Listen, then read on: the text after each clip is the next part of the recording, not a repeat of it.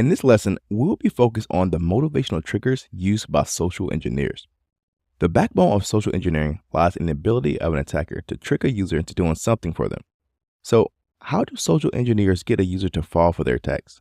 Well, that all comes down to the motivational triggers used by a social engineer to convince an unsuspecting user to perform some malicious action on behalf of an attack. Now, there are 6 main types of motivational triggers that social engineers use, including authority, urgency, social proof, scarcity, likability, and fear.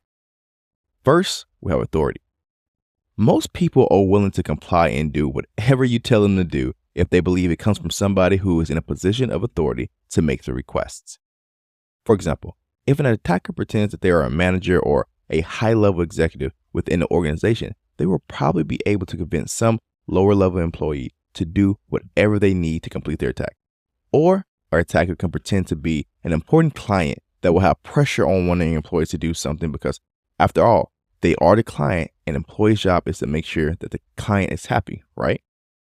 I have also seen social engineers try to pretend that they are an employee of a government agency like the IRS, and they will send you emails or leave voicemails claiming that if you don't call them back and provide them a payment for a late fee associated with your tax return in the next 24 hours, then they're going to send agents to your house and arrest you.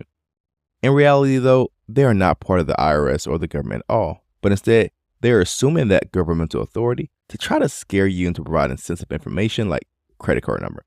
This is just a scam that someone is attempting against you using authority as their motivational trigger. Second, we have urgency. Urgency refers to the compelling sense of immediacy or time sensitivity that drives individuals to act swiftly or prioritize certain actions. Now, these days, most of us are in a rush all of the time, and we just don't have the time to stop and analyze a given situation fully. By our very nature, most people want to be helpful. So if an attacker walks up to the front door of an office building with their hands full of boxes and claims they are late for a meeting, you may be tempted to swipe your access badge and let them into the building instead of making them put down all the boxes that they are carrying and swipe their own access badge, even if they had one.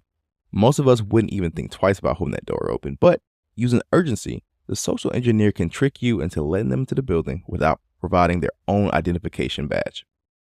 I've also seen social engineering attacks that rely on urgency when an attacker runs up to the person's front desk, hands them a USB thumb drive with a PowerPoint file on it, and tells the employee they have a big presentation to deliver to the company's executives in the next 5 minutes. But their printer is broken and they need the employee to print off 2 copies of the slides from that USB thumb drive. Well, if you take the device and connect it to your computer, the PowerPoint will probably open and print. But there may be some malware that is going to be installed in the background on that computer system without your knowledge. Since the attacker claimed they needed it right now for the presentation in 5 minutes, you have decided to skip all your organization's normal procedures for handling removable media, like scanning it for malware before connecting it to your network computer system.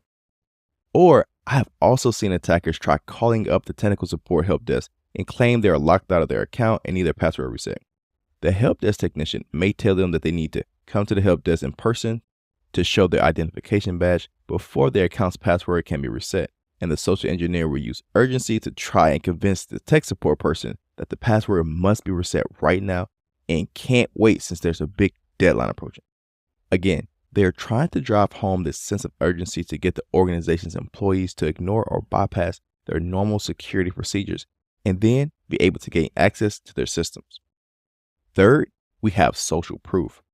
Social proof is a psychological phenomenon where individuals look to the behaviors and actions of others to determine their own decisions and actions in similar situations. Now, let's pretend that an attacker creates a website with fake and scammy information on it. They may attempt to use phishing to get people to get to their website.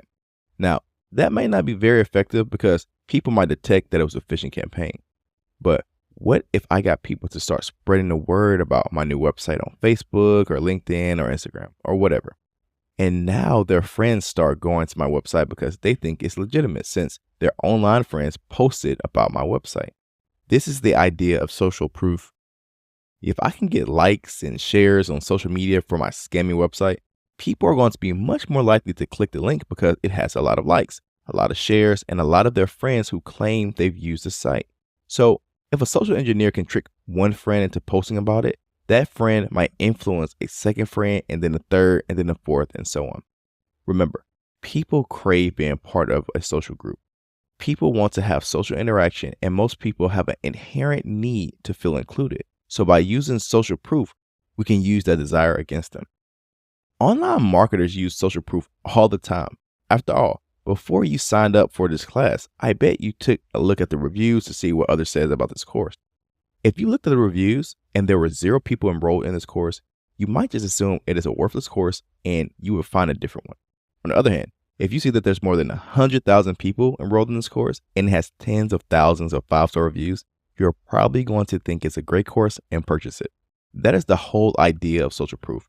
An attacker wants to make you believe that everybody else is doing something, so that thing must be a good thing to get involved with. Fourth, we have scarcity. Scarcity refers to the psychological pressure people feel when they believe a product, opportunity, or resource is limited or in short supply.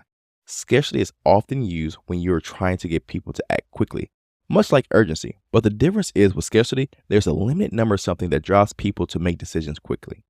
Most often, I see this tactic used in phishing campaigns to say something like, sign up now, supplies are limited. We only have 5 spots left. You need to sign up right now if you want to be part of this special offer. So a victim gets this email and is told about some amazingly low offer on a desirable product, like being able to buy a new MacBook computer for $1,000 instead of the normal $2,000, but only for the first 5 people who buy one. This is the kind of offers and messages used when making scarcity as a motivational factor. So if the victim falls for this trick, they will click on the link in the email, enter their information like their email address or credit card details, and now the attacker has been able to breach their privacy and confidentiality. Fifth, we have likability. Most people want to interact with people they like, and social engineers realize this. This is one of the reasons that social engineers are some of the most friendly and likable people you will ever meet. If someone is an angry or crusty person, they will repulse their victims instead of drawing them into their sphere of influence. So social engineers work really hard to be friendly, nice, and attractive to gain their victims' trust. When I used to work with red teams, it was a pretty common thing for them to have at least one very attractive man or woman on the team. I've personally seen having an attractive woman on the team is especially effective in gaining the attention of the vast majority of men who work in IT. So the way this works is that the attractive woman would talk to their victims about flirting with them or asking them questions about their work, and these guys will usually open right up about the things that they're working on in the organization. When it comes to likability, this can take many forms, including sexual attraction, pretending to be a victim's friend, or chatting with them about some common interest. For example, one of my friends used to work as a social engineer penetration tester, and he commonly would start up a conversation with the organization's employees based on the sports teams that person liked. So if my friend saw some Buffalo Bills paraphernalia on the desk, they would strike up a conversation about last week's game with their intended victim. Or if the person is into sports, the social engineer might strike up a conversation about a specific band, the latest action movie, or even their favorite television show. It really doesn't matter what the topic is, but using it to gain the trust and to be seen as likable is really what's important here. 6, we have fear. Fear can be a great motivator when it's used properly. In fact, ransomware and many virus scams are designed to play off the victim's fear, right? These types of attacks generally are focused on, if you don't do what I tell you, then this bad thing is going to happen to you. For example, ransomware might encrypt your files and then demand a payment or a fine of $200 to decrypt the files to regain your access. Or the attacker could use impersonation to pretend that they're from the Federal Bureau of Investigation, and if you don't call them or pay the fine right now, then they're going to come to your home and arrest you for some kind of fictitious crime.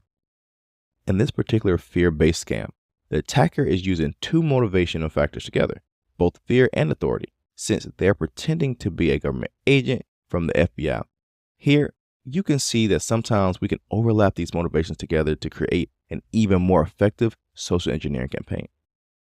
So remember, social engineers use motivational triggers to convince an unsuspecting user to perform some kind of malicious action on behalf of the attack. Social engineers use 6 main types of motivational triggers, including authority, urgency, social proof, scarcity, likability, and fear. Authority is perceived power or position that commands obedience or respect from others. Urgency involves creating a sense of immediacy or time-sensitive pressure to persuade someone to take action. Social proof is a tendency for individuals to look to others' actions or beliefs as a guide for their own behavior. Scarcity emphasizes limited availability or rarity to drive up demand or to convince someone to take some type of quick action. Likability is an attribute of being pleasant or agreeable so that someone wants to respond better to the attacker's attempts at persuasion. And lastly, fear capitalizes on the individual's anxieties or concerns to compel them to act in a specific way. These motivational factors can be used by themselves, or the attacker may combine multiple motivational factors together to create an even more effective social engineering campaign.